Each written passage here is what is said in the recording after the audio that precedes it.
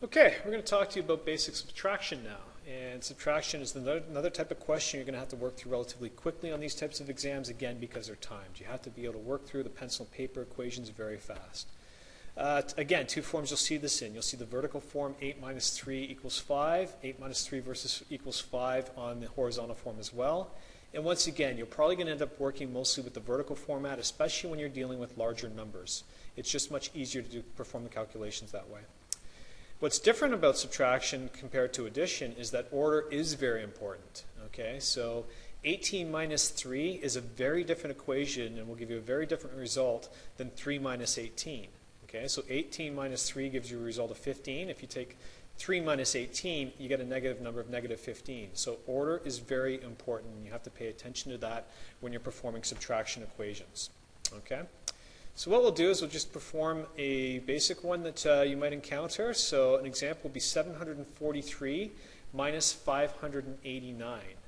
Okay, so again, first thing you have to do, you have to make sure you line up the numbers correctly. The ones in the ones column, the tens in the tens column, the hundreds in the hundreds column. Okay, and then we're going to start off with the first column, the ones column. You want to take 9 away from 3, so 3 minus 9.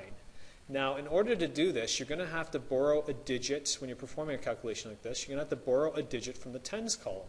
So what you'll do here is you'll cross out the number 4 and write the number 3 above that. And what you're going to basically be doing is borrowing 10 and putting it with the 3.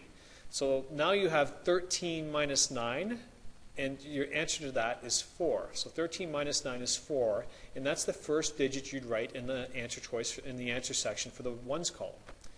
Then you perform the next column over.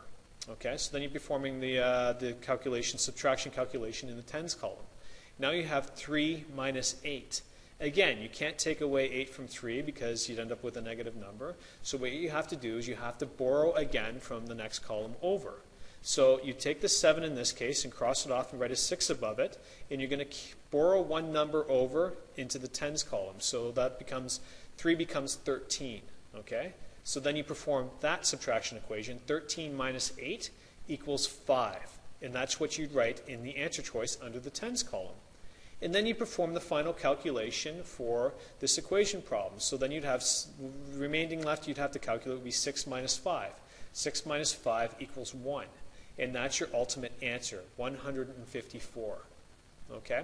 Again, you can do the same thing with subtraction as you can with addition. If there's 4 answer choices, and in this case, if only one of those answer choices has a 4 in the ones column, that's all you need to calculate. Just calculate the ones column, tick off that as the correct answer if that's what you got, and move on to the next question. But once again, be careful. If none of the above is an option in your answer choices, you have to calculate the entire equation out. Okay? So again, simple subtraction problem. If you're having difficulty with these, it's just a question of practice. You've all learned how to do it. It's just a question of remembering and working through as many equations, as many problems as you can. Lots of them are on the site. Work through them. If you have questions, you know where to reach us. Good luck with the study.